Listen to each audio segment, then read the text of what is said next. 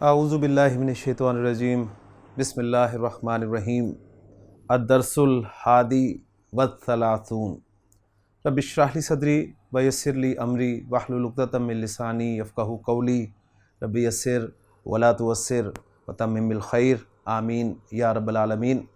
دروس اللغۃ العربیہ لغیر ناطقین بہا بک 3 کا 31واں سبق آج ہم شروع کر رہے ہیں، اور اس سبق میں ڈاکٹر عبدالرحیم صاحب آپ کے لیے ایک انتہائی اہم ٹاپک لے کے آئے ہیں، جو کہ حال ہے۔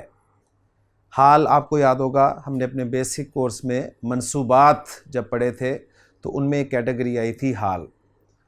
حال ذرا ذہن میں تازہ کر لیں، حال کیا تھا جی؟ حال ہم نے دیکھا تھا کہ ایک ایسا منصوب اسم ہوتا ہے جو فعل کے واقع ہونے کے وقت فاعل کی یا مفعول کی یا پھر دونوں کی حالت کو بیان کرتا ہے۔ یعنی جس وقت فعل واقع ہوا اس وقت فاعل، مفعول یا دونوں کس حالت میں تھے، ٹھیک ہو گیا؟ تو یہ انتہائی اہم ٹاپک ہے، اور عام طور پہ ہماری روٹین یہ رہی ہے کہ ہم پہلے سبق پڑھتے ہیں، پھر ایکسرسائزز میں جو ہے وہ اس ٹاپک کو ہم تفصیل سے جو ہے وہ دیکھ لیتے ہیں۔ میں سمجھتا ہوں کہ حال ایک ایسا ٹاپک ہے کہ جس کو پہلے سمجھے بغیر آپ سبق کو صحیح طریقے سے اپریشیٹ نہیں کر سکتے۔ تو میں روٹین کو تبدیل کرتے ہوئے سب سے پہلے آپ کو حال کے بارے میں جو انفارمیشن میں نے آپ کے لیے اکٹھی کی ہے وہ آپ کے ساتھ شیئر کروں گا، ٹھیک ہے؟ اور پھر اس کے بعد انشاءاللہ تعالی ہم سبق کی طرف چلیں گے، پھر تمارین کریں گے، اور اس میں ڈاکٹر عبدالرحیم صاحب نے جو عربی میں ہمیں حال وغیرہ کے بارے میں ڈیٹیلز دی ہوں گی ان کو ہم سمجھنے کی انشاءاللہ تعالی کوشش کریں گے۔ تو پہلے میں آپ کے ساتھ وہ انفارمیشنز جو ہیں وہ شیئر کروں جو میں نے آپ کے لیے اکٹھی کی ہیں مختلف کتابوں سے، اور انشاءاللہ تعالی آپ دیکھیں گے کہ انتہائی مفید انفارمیشن ہے جی وہ۔ تو چلتے ہیں جی، حال کہتے کسے ہیں اس کے متعلق جو اہم معلومات ہیں وہ میں آپ کو دیتا ہوں جی۔ سب سے پہلے تو جو اسکرین آپ دیکھ رہے ہیں اس میں بالکل سادہ انداز میں حال کو ڈیفائن کیا گیا ہے۔ حال اس منصوب نکرہ اسم کو کہتے ہیں۔ دو باتیں آپ کے سامنے آ رہی ہیں جی، ایک منصوب اور ایک نکرہ۔ تو پتہ چلا کہ حال منصوب ہوگا اور حال نکرہ ہوگا، ٹھیک ہے؟ حال معرفہ نہیں ہوگا، اور دوسری بات یہ ہے کہ حال کی کوئی دوسری اعرابی حالت نہیں ہوگی۔ تو حال اس منصوب نکرہ اسم کو کہتے ہیں جو فعل کے صدور کے وقت، فعل کے واقع ہونے کے وقت فاعل یا مفعول بہ، ٹھیک ہے؟ اب پورا نام مفعول بہ کی حالت بیان کرے۔ ایک پوائنٹ تھا یہ۔ دوسرا پوائنٹ یہ ہے کہ حال جس اسم کی حالت یا کیفیت بیان کرتا ہے اسے صاحب الحال کہا جاتا ہے، اسے صاحب الحال یا ذو الحال کہتے ہیں، ٹھیک ہو گیا جی۔ تیسرا پوائنٹ ہے کہ حال کو منصوب کرنے والا عامل، آپ کو پتہ ہے کہ گرامر والے جو ہیں وہ عوامل پر بات کرتے ہیں۔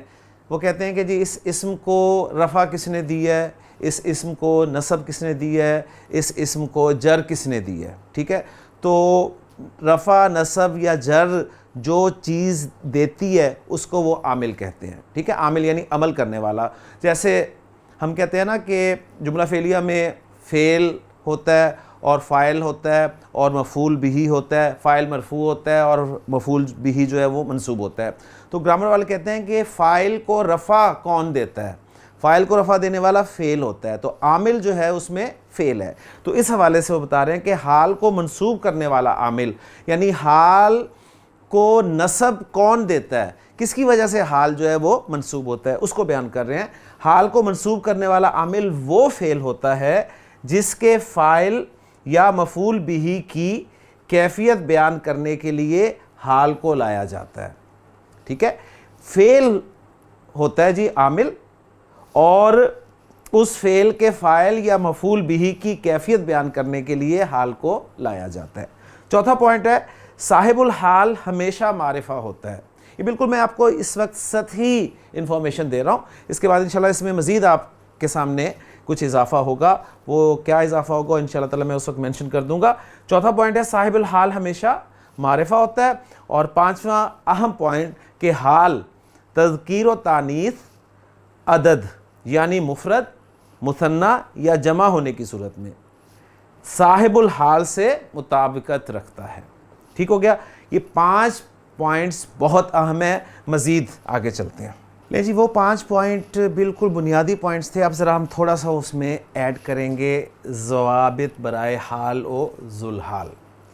اس میں ضابطہ نمبر 1 یعنی پوائنٹ نمبر 1 آپ کہہ لیں، ہم نے پڑھا کہ حال ہمیشہ نکرہ ہوتا ہے، کلیئر ہو گیا، اور ذوالحال یا صاحب الحال معرفہ ہوتا ہے۔ اب یہاں پر ہمارے لیے ایک چیز آ رہی ہے نئی، دیکھیے، حال ہمیشہ نکرہ ہوتا ہے، اگر کہیں معرفہ حال واقع ہو جائے تو اس کا مطلب ہے پاسبلٹیز دیئر۔ یعنی آپ کو یاد ہوگا جب میں نے بیسک کورس 2010 کا پڑھایا تھا تو اس میں لطف الرحمان خان صاحب کی ایک بڑی خوبصورت بات میں نے شیئر کی تھی آپ کے ساتھ، کہ وہ فرماتے ہیں کہ آپ جب بھی کوئی رول پڑھیں، جب بھی کوئی قاعدہ پڑھیں تو اس قاعدے کا کوئی نہ کوئی ایکسیپشن ضرور ہے۔ لہٰذا قاعدہ کیا تھا جی حال کے لیے؟ کہ حال جو ہے ہمیشہ نکرہ ہوتا ہے اور ذوالحال ہمیشہ معرفہ ہوتا ہے۔ اب ایکسیپشن آ رہی ہے کہ حال ہمیشہ نکرہ ہوتا ہے لیکن حال معرفہ بھی آ سکتا ہے، اور اگر کہیں معرفہ حال واقع ہو جائے تو اس کو نکرہ کی تعویل میں کیا جاتا ہے۔ ٹھیک ہے؟ اس کی ایک ایگزامپل بس آپ نے ذہن میں رکھنی ہے، باقی جو کچھ لکھا ہوا ہے اسے آپ پکچر کے طور پہ سیو کر لیں، لیکن اصل چونکہ ہمارے کلمے سے متعلق وہ ایگزامپل ہے تو اس لیے میں اس پوائنٹ کو آپ کے سامنے لے کر آیا ہوں۔ جیسے ہمارا کلمہ شہادت ہے جی، اشہد اللہ الہ الا اللہ وحدہ لا شریک لہ، تو اس میں آپ ذرا نوٹ کریں کہ جو وحدہ ہے، یہ وحدہ میں وحدہ کی نسب کیوں آئی ہے؟ یہ حال کے لیے آئی ہے، ٹھیک ہے، حال کے طور پہ آئی ہے۔ تو وحدہ میں وحدہ حال ہے۔ دیکھیے ذرا، وحدہ جو ہے، وحدہ کا لفظ جو ہے یہ معرفہ ہے نا، کیوں معرفہ ہے؟ یہ معرفہ کی چھٹی قسم مضاف الی المعرفہ، کسی اسم کو آپ معرفہ کے ساتھ ریلیٹ کر دیں، اس کے لیے مضاف بنا دیں تو وہ نکرہ اسم بھی معرفہ ہو جاتا ہے۔ تو اس حوالے سے وحدہ کا لفظ جو ہے یہ آپ دیکھیں کہ معرفہ ہے، لیکن اس کو پھر ہم منفردن اس کی تعویل میں لے کے آئیں گے، ٹھیک ہے؟ یعنی اشہد ان لا الہ الا اللہ مفردن، میں اللہ کو ایک ہوتے ہوئے، منفرد ہوتے ہوئے، منفردن کی تعویل میں ہم انشاءاللہ تعالیٰ کریں گے۔ باقی 2 ایگزامپلز بس سامنے رکھ لیں، ان کی ہمیں ضرورت نہیں ہے، ٹھیک ہے جی؟ آگے چلتے ہیں۔ اب یہاں پر یہ بتا رہے ہیں کہ فاعل مفعول بھی اور جس کی حالت بیان کی جائے۔ اب یہاں پر یہ جو جس کی حالت بیان کی جائے آ گیا، جس کی حالت بیان کی جائے، تو ہم نے بالکل سطحی لیول پہ پڑھا حال جو ہے یہ فاعل یا مفعول بھی یا دونوں کی حالت یا کیفیت بیان کرنے کے لیے استعمال ہوتا ہے، لیکن یہاں پر ایڈ ہو گیا کہ فاعل، حال جو ہے یہ فاعل مفعول بھی اور جس کی حالت بیان کی جائے، جس کی حالت بیان، یعنی اس کا مطلب ہے کہ جس سے مراد کوئی اور چیزیں بھی ہیں جن کے لیے حال آ سکتا ہے، ٹھیک ہے؟ تو وہ میں آپ کو بتاتا ہوں جی، مبتدا کے لیے بھی حال آ سکتا ہے، خبر کے لیے بھی حال آ سکتا ہے، مجرور کے لیے بھی حال آ سکتا ہے، ٹھیک ہو گیا؟ تو اس طرح اور چیزوں کے لیے بھی حال آ سکتا ہے۔ تو بتا رہے ہیں کہ فاعل مفعول بھی اور جس کی حالت بیان کی جائے اسے ذوالحال کہتے ہیں۔ ذوالحال اکثر معرفہ ہوتا ہے، یہاں انہوں نے کہا کہ اکثر معرفہ ہوتا ہے، البتہ چند مقامات میں نکرہ کو بھی ذوالحال بنانا درست ہے۔ تو گویا ایکسیپشن قاعدے کی یہ آ گئی کہ نکرہ بھی ذوالحال واقع ہو سکتا ہے۔ اس میں پہلی پاسبلٹی ہے حال جب ذوالحال سے مقدم ہو۔ ذوالحال جس کا حال بیان کیا جا رہا ہے، جیسے ہم نے صاحب الحال کا ہے، اگر آپ حال کو مقدم کر دیتے ہیں تو اس صورت میں آپ نکرہ کو بھی ذوالحال لا سکتے ہیں۔ جیسے جاءنی راکبن رجلن، یعنی ایسا جملہ تھا جی، جاءنی رجلن، میرے پاس ایک آدمی آیا۔ اب کوئی آدمی آیا، اس نکرہ کو آپ ذوالحال بنا کر لانا چاہ رہے تھے، تو اس صورت میں آپ کیا کریں گے؟ آپ حال کو مقدم کر دیں گے ذوالحال پر، لہٰذا آپ نے کہا جاءنی راکبن رجلن، ٹھیک ہو گیا جی؟ دوسری صورت، ذوالحال نکرہ موصوفہ ہو۔ نکرہ موصوفہ کا کیا مطلب ہے؟ کہ کوئی نکرہ اسم جب موصوف بن کر آ رہا ہو تو یہ صورت ہو سکتی ہے، جیسے لما جاءہم کتاب من عند اللہ مصدقا لما معہم۔ اب چونکہ قرآن مجید میں یہ ایگزامپلز موجود تھیں تو اس لیے میں یہ ڈیٹیلز آپ کے ساتھ جو ہے وہ شیئر کر رہا ہوں۔ دیکھیے گا ذرا غور کیجیے گا کہ لما جاءہم کتاب، جب آئی ان کے پاس ایک کتاب من عند اللہ، ایک ایسی کتاب جو اللہ کے پاس سے تھی۔ اب یہاں پر کتابن جو ہے یہ ذوالحال ہے اور نکرہ ہے، ٹھیک ہے؟ اور نکرہ خالی نکرہ نہیں ہے بلکہ نکرہ موصوف ہے. نکرہ موصوفہ کیسے ہے؟ یعنی موصوف بن کر آ رہا ہے اور جو نکرہ کے بعد آپ نے رول پڑھا ہوا ہے کہ جار مجرور آ جائے یا فعل آ جائے تو وہ جار مجرور یا فعل اس نکرہ کے لیے صفت بن کر استعمال ہوتا ہے. ٹھیک ہے, عموماً صفت بن کر استعمال ہوتا ہے. تو یہاں پر یہ کتاب کا لفظ جو ہے موصوف ہے اور اسے ہم نکرہ موصوفہ کہیں گے کیونکہ اس کے بعد اس کی صفت آ رہی ہے. اب اس کے لیے دیکھیے گا حال آ رہا ہے جو کہ اللہ کی طرف سے تھی اور تصدیق کرنے والی ہوتے ہوئے, مصدقا لما معہم. کلیئر ہو گیا جی. اور تیسری بات یہ ہے کہ نکرہ کی طرف مضاف ہو, جیسے جاءنی غلام رجل, جاءنی غلام رجل. اب ذرا نوٹ کریں کہ یہ جو غلام کا لفظ ہے یہ نکرہ ہے, اس کے نکرہ یا معرفہ ہونے کا فیصلہ کہاں سے کیا جاتا ہے؟ مضاف الیہ. غلام رجل مضاف ہے اور مضاف کے نکرہ یا معرفہ ہونے کا فیصلہ کہاں سے کیا جاتا ہے جی؟ مضاف الیہ سے. اگر مضاف الیہ نکرہ ہے تو مضاف بھی نکرہ ہے, اگر مضاف الیہ معرفہ ہے تو مضاف بھی معرفہ ہے. یہ ماشاءاللہ آپ اچھی طرح جانتے ہیں. تو اب ذرا مجھے بتائیں کہ یہاں پر مضاف الیہ نکرہ ہے لہٰذا مضاف بھی نکرہ ہو گیا. تو اب یہ غلام کا لفظ محض نکرہ نہیں ہے بلکہ کسی نکرہ کی طرف مضاف ہے تو اسے ذوالحال بنایا جا سکتا ہے, لہٰذا اس کا حال آگے آپ دیکھ رہے ہیں کہ راکبن کے طور پہ آ گیا. اگلا پوائنٹ ہے حرف نفی کے بعد واقع ہو, جیسے ما جاءنی رجل راکبن. اب رجل نکرہ اسم ہی ہے لیکن چونکہ ما کے بعد استعمال ہوا ہے, حرف نفی کے بعد استعمال ہوا ہے, اس لیے اسے ذوالحال بنایا جا سکتا ہے. اگلا پوائنٹ ہے حرف استفہام کے بعد واقع ہو, جیسے حل اتاک رجل راکبن, حل اتاک رجل راکبن. تو یہ استفہام حل آ گیا تو حرف استفہام اس کے بعد واقع ہو رہا ہے, لہٰذا نکرہ اسم رجل جو ہے یہ آپ کا ذوالحال بن رہا ہے. اس کے بعد اگلا پوائنٹ ہے ایسا جملہ جو واو کے ساتھ ملا ہوا ہو. ٹھیک ہے, واو کے ساتھ ملا ہو یعنی وہ واو جو واو حالیہ ہوتی ہے, حال واقع ہو رہا ہو, واو کے ساتھ ملا ہو اور حال واقع ہو رہا ہو. ٹھیک ہے نا, وہی بات ہے. جیسے قرآن مجید کی ایگزامپل آ رہی ہے او کالذی مر علی قریۃ. اب یہاں پر نوٹ کریں کہ قریۃ کا لفظ جو ہے یہ نکرہ ہے. ٹھیک ہے, اور اسے ذوالحال بنایا جا رہا ہے. کیوں؟ کیونکہ واو آگے آ رہی ہے اور ایک جملہ جو ہے وہ حال واقع ہو رہا ہے, اور وہ جملہ کیا ہے؟ ہی خاویۃ علی عروشہا.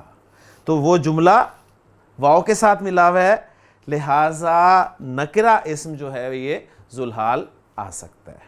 ٹھیک ہو گیا جی. تو بہت اہم پوائنٹس تھے آپ کے ساتھ جو میں نے مزید یعنی بیسک لیول سے میں نے شروع کیا اور اس میں کچھ ایڈ کیا. آگے چلتے ہیں جی. کبھی کبھی جملہ بھی حال واقع ہوتا ہے, کبھی یا اب یہاں پر بات ہوئی نا جملہ آ رہا ہے تو کبھی کبھی جملہ بھی حال واقع ہوتا ہے, لیکن جملہ حال واقع ہو اس کے لیے 3 شرطیں ہوتی ہیں جی اس جملے کے لیے. نمبر 1 جملہ خبریہ ہو, جملہ خبریہ ہو. آپ کو پتہ ہے جملے کی 2 مین اقسام ہیں, جملہ خبریہ اور ایک جملہ انشائیہ. ٹھیک ہو گیا. جملہ خبریہ ہو, دوسری سین اور سوفہ سے وہ جملہ خالی ہو, اور تیسری صورت رابط موجود ہو. رابط کسے کہتے ہیں؟ رابط جس کے ذریعے سے آپ حال کو ذوالحال کے ساتھ جوڑتے ہیں. ٹھیک ہے, اور وہ رابط جو ہے وہ 2 چیزیں ہو سکتی ہیں جی, یا وہ واو ہوتا ہے یا وہ ضمیر ہوتی ہے. ٹھیک ہو گیا. اب وہ کہاں کہاں واو ہوتا ہے اور کہاں کہاں ضمیر ہوتی ہے اس پہ بھی انشاءاللہ تعالی ہم ابھی بات کرتے ہیں. اگر جملہ اسمیہ حال واقع ہو رہا ہو, جملہ ہو اور جملہ اسمیہ ہو, جملے کی 2 قسمیں ہیں, ایک جملہ اسمیہ دوسری جملہ فعلیہ. اگر جملہ اسمیہ حال واقع ہو رہا ہو تو رابط واو اور ضمیر دونوں ہوں گے. اچھی طرح پوائنٹ نوٹ کر لیں. یا صرف واو ہوگی, صرف ضمیر کا لانا ضعیف ہے, ضمیر کا خالی لانا ضعیف ہے. تو کیا بتا رہے ہیں کہ اگر جملہ اسمیہ حال بن کر آ رہا ہے تو رابط واو اور ضمیر یا تو دونوں ہوں گے یا پھر واو اکیلی ہوگی. ٹھیک ہے, اور اس کے بارے میں بھی انفارمیشن میں انشاءاللہ آپ کو آگے مزید دوں گا. لیکن خالی ضمیر کا رابط لانا یہ ضعیف ہے. اگر جملہ فعلیہ حال بن کر آ رہا ہو اور وہ جملہ فعلیہ فعل مضارع پر مشتمل ہو اور وہ فعل مضارع مثبت ہو, ٹھیک ہے, تو رابط صرف ضمیر ہوگی, صرف ضمیر کے ذریعے ربط آپ دیں گے. اور اگر جملہ فعلیہ فعل مضارع ہو, منفی فعل مضارع ہو یا فعل اس کا ماضی ہو چاہے مثبت ہو چاہے منفی ہو تو رابط واو اور ضمیر دونوں بھی ہو سکتی ہیں اور اکیلی اکیلی بھی۔ خلاصہ کیا نکلا جی؟ خلاصہ یہ نکلا، میں آپ کے سامنے خلاصہ رکھتا ہوں کہ جملہ جب بھی حال بن کر آئے گا تو وہ جملہ اگر جملہ اسمیہ ہوگا تو اس میں رابط واو اور ضمیر دونوں بھی ہو سکتے ہیں ایک صورت، واو اکیلی بھی ہو سکتی ہے دوسری صورت، اور ضمیر اکیلی ہونا یہ ضعیف ہے، ٹھیک ہے، ضعیف ہے، پاسبلٹی ہے لیکن ضعیف ہے۔ اگر جملہ فعلیہ حال بن کر آ رہا ہو اور اس جملہ فعلیہ کا فعل مضارع مثبت ہو تو رابط صرف ضمیر ہوگی، ٹھیک ہے، رابط صرف ضمیر ہوگی۔ اور اگر جملہ فعلیہ کا فعل مضارع ہو لیکن منفی ہو، یا فعل ماضی ہو چاہے مثبت ہو چاہے منفی ہو، تو اس وقت رابط جو ہے وہ واو اور ضمیر دونوں ہو سکتے ہیں، یا اکیلا واو بھی ہو سکتا ہے اور ضمیر بھی ہو سکتی ہے۔ تو بڑے خوبصورت انداز میں ایک سمری آپ جو ہے وہ نوٹ کر سکتے ہیں جی۔ اگر جملہ فعلیہ ماضویہ یعنی جملہ فعلیہ جس کا فعل ماضی ہے حال واقع ہو رہا ہو تو بصریوں کے نزدیک اس پر قد داخل کرنا واجب ہے، قد داخل کرنا واجب ہے، یعنی فعل ماضی پر مشتمل جملہ فعلیہ اگر حال بن کر آ رہا ہے تو کن کے نزدیک؟ بصرہ والوں کے نزدیک۔ آپ کو پتہ ہے گرامر میں دو اسکول آف تھاٹ جو ہیں وہ مشہور ہیں، ایک بصری اور ایک کوفی، ٹھیک ہے؟ تو بصریوں کے نزدیک قد داخل کرنا اس پر واجب ہے، چاہے وہ لفظاً ہو یا تقدیراً۔ لفظاً کا مطلب لفظاً موجود ہو ویل اینڈ گڈ، اگر نہیں موجود ہے تو اس کا مطلب ہے وہ ہڈن ہے، آپ مانیں گے کہ یہاں پر قد جو ہے وہ چھپا ہوا ہے۔ لیکن کوفیوں کے نزدیک ضروری نہیں ہے، کوفی کہتے ہیں جی ضروری نہیں ہے، اگر کر لیں تو بھی ٹھیک ہے، نہ کریں تو بھی ٹھیک ہے۔ یہ ایک اسکول آف تھاٹ کا فرق آپ کے سامنے آ گیا۔ اگلا پوائنٹ ہے، پہلے وہ کہہ رہے تھے کہ جی جملہ حال بن کر آ سکتا ہے لیکن وہ جملہ جو کہ تین شرطوں کے ساتھ ہو۔ نمبر ایک، وہ جملہ خبریہ ہو، ٹھیک ہے، یعنی جملہ انشائیہ نہ ہو، اس کا مطلب تو یہی ہوا نا۔ لیکن اب بتا رہے ہیں کہ اگر جملہ انشائیہ حال واقع ہو جائے تو اس کو مقولاً فی حقی ہی کی تعویل میں کر دیا جاتا ہے، تو اس کو مقولاً فی حقی ہی کی تعویل میں کر کے حال بنایا جا سکتا ہے۔ تو یہ اس قاعدے کا بھی ایکسیپشن آ گیا جی۔ اب یہاں پر ایک ایکسٹرا انفارمیشن ہے آپ کے لیے، لیکن چونکہ قرآن کی آیات مجھے نظر آ رہی تھی اس میں تو میں نے یہ بھی آپ کے ساتھ شیئر کرنے کا جو ہے وہ فیصلہ کیا۔ حال عام طور پر مشتق ہوتا ہے، مشتق کسے کہتے ہیں؟ ڈیرائیوڈ ہوتا ہے، ٹھیک ہے۔ آپ کو پتہ ہے اسم الفاعل، اسم المفعول، اسم صفت، یہ اسم تفضیل، یہ سارے کے سارے مشتقات ہیں، آپ نے پڑھے ہوئے۔ حال عام طور پر مشتق ہوتا ہے۔ اگر کہیں جامد حال واقع ہو جائے، جامد اسم تین طرح کا ہوتا ہے جی، یا تو اسم مشتق ہوگا یا جامد ہوگا یا مصدر ہوگا، ٹھیک ہو گیا۔ تو بتا رہے ہیں کہ جامد کسے کہتے ہیں؟ جامد اسے کہتے ہیں جو کہ نہ تو کسی لفظ سے نکلا اور نہ اسے کوئی اور لفظ نکلے۔ مثلا رجل کا لفظ جو ہے وہ ایک جامد لفظ ہے، ٹھیک ہو گیا۔ کرسی کا لفظ ایک جامد لفظ ہے، ٹھیک۔ تو اگر کہیں جامد حال واقع ہو جائے تو کبھی مشتق کی تعویل میں کر دیتے ہیں اس کو، یعنی اس جامد کو مشتق کی تعویل میں کنورٹ آپ کہہ لیں کہ کر دیا جاتا ہے، اور کبھی مشتق کی تعویل میں نہیں کیا جاتا، کبھی کر دیتے ہیں مشتق کی تعویل میں اور کبھی مشتق کی تعویل میں نہیں کرتے۔ اور مشتق کی تعویل میں نہیں کیا جاتا ایسا درج ذیل جگہوں پر ہوتا ہے، مثلا وہ جامد اسم جو ہے وہ موصوف بن کر آ رہا ہو۔ مثلا سورہ مریم کی بڑی خوبصورت آیت ہے کہ حضرت جبریل علیہ السلام کو جب اللہ تعالیٰ نے حضرت مریم سلام علیہ کی طرف بھیجا تو بڑے خوبصورت الفاظ ہیں، فَأَرْسَلْنَا إِلَيْهَا رُوحَنَا، فَأَرْسَلْنَا إِلَيْهَا رُوحَنَا، تو ہم نے بھیجا اس کی طرف اپنی روح کو، یعنی حضرت جبریل علیہ السلام کو، فَتَمَثَّلَ لَهَا بَشَرًا سَوِيًّا، اور بشر کا لفظ جو ہے یہ جامد لفظ ہے، ٹھیک ہے، یہ ایک جامد ہے، یہ مشتق نہیں ہے۔ تو یہ حال بن کر آ رہا ہے تو گویا موصوف ہے، سویًا اس کی صفت بن کر آ رہی ہے، تو ایسی صورت میں آپ کو بشرن کی تعویل کرنے کی بھی مشتق میں ضرورت نہیں ہے۔ دوسری صورت عدد پر دلالت کرے، جیسے فَتَمَّ مِیقَاتُ رَبِّهِ پس اس کے رب کی میقات مکمل ہو گئی 40 لیلتن.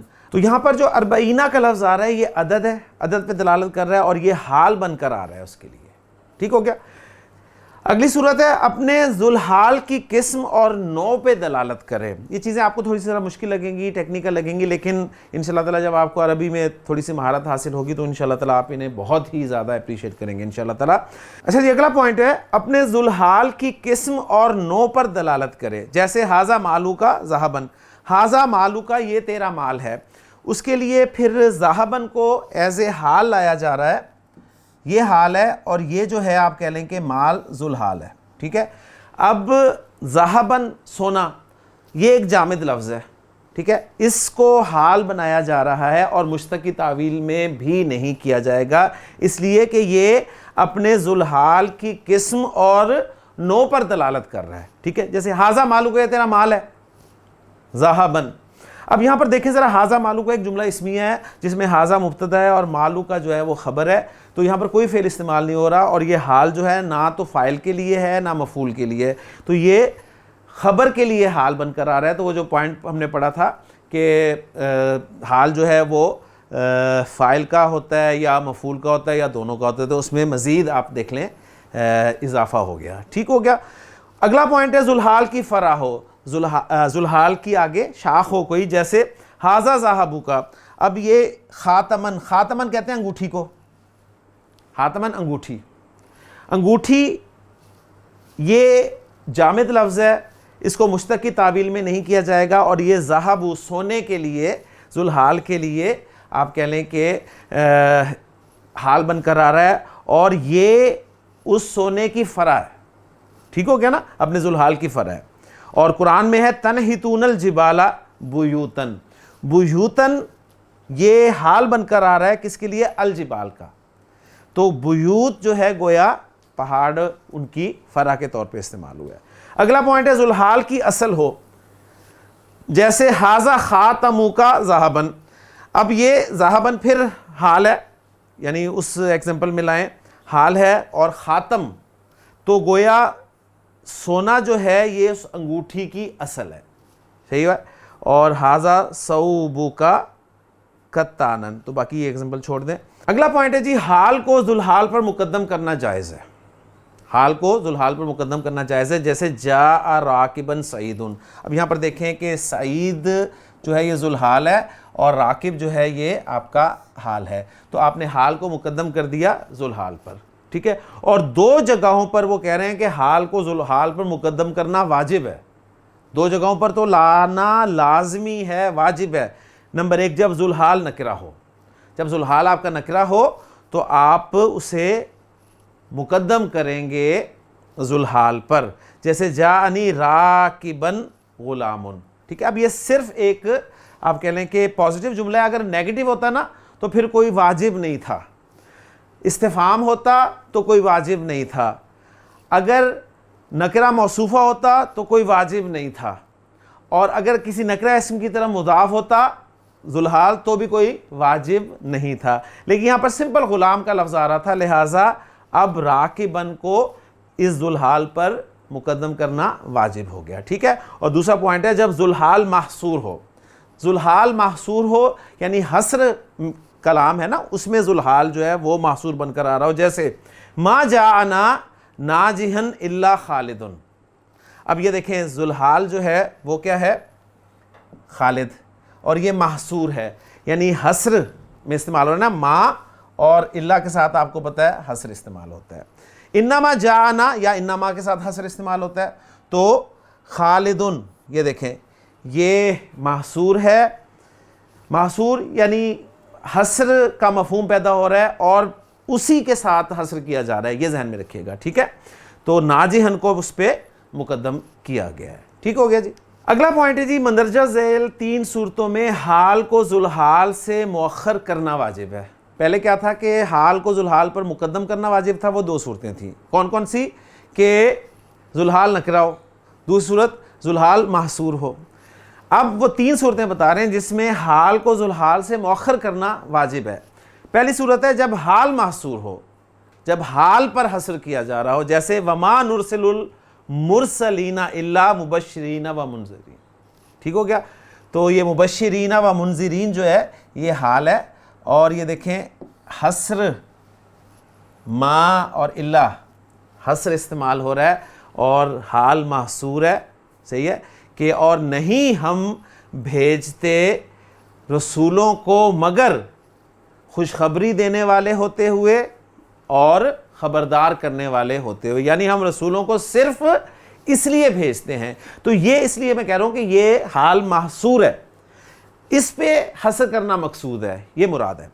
دوسری صورت جب حال جملہ ہو اور مقترن بالواو ہو، واو کے ساتھ، یعنی جملہ بن کر حال آ رہا ہو اور واو کے ساتھ لگا ہوا ہو، تو بھی آپ کو حال کو جو ہے وہ مؤخر کرنا واجب ہے۔ جیسے سافر الرسول، قاصد نے سفر کیا، وقت طلعت الشمس، تو یہ جملہ حال بن کر آ رہا ہے جی، اور یہ واو کے ساتھ استعمال ہو رہا ہے، تو ایسی صورت میں یہ واجب ہے کہ آپ اسے ذوالحال یعنی الرسول جو ہے قاصد اس کے بعد ہی رکھیں گے۔ اور تیسری صورت ہے کہ جب ذوالحال مجرور بالاضافت ہو یا مجرور بحرف الجر ہو، مجرور ہو، اور مجرور ہونے کی دو صورتیں ہیں، یا تو وہ مضاف الیہ بن کر آ رہا ہو یا پھر کسی حرف جر کے بعد آ رہا ہو، تو بھی حال کو مؤخر رکھنا واجب ہے۔ جیسے قرآن مجید کی ایگزامپل آ رہی ہے بل نتبع ملت ابراہیم حنیفا، تو اب یہ حنیفاً دیکھیں جی یہ حال ہے اور اسے مؤخر کرنا واجب ہے۔ ابراہیم کا یہ حال ہے اور ابراہیم جو ہے یہ مجرور ہے اضافت کے ذریعے مضاف الیہ کے طور پر، اور دوسری ایگزامپل جو ہے وہ قرآن سے نہیں ہے، حرف جر کے حوالے سے ہے، تو یہ الحمدللہ پوائنٹ یہ بھی آپ کے سامنے آ گیا۔ آگے چلتے ہیں جی، اگلا پوائنٹ اور اہم ہے جی، حال کا اپنے عامل پر مقدم ہونا بھی جائز ہے۔ پہلے بات ہو رہی تھی حال کا ذوالحال پر مقدم ہونا، اب ہے حال کا اپنے عامل پر یعنی فعل پر مقدم ہونا بھی جائز ہے اگر فاعل کا یا مفعول کا حال بن کر آ رہا ہے تو، ٹھیک ہے؟ جیسے راکبن جاء علی، جملہ تھا اصل میں جاء علی راکبن، تو آپ نے کیا کیا، راکبن کو اٹھایا اور فعل پر بھی مقدم کر دیا، تو یہ اس کا عامل ہے، اس میں مقدم کر دیا، تو یہ جائز ہے، جائز ہے۔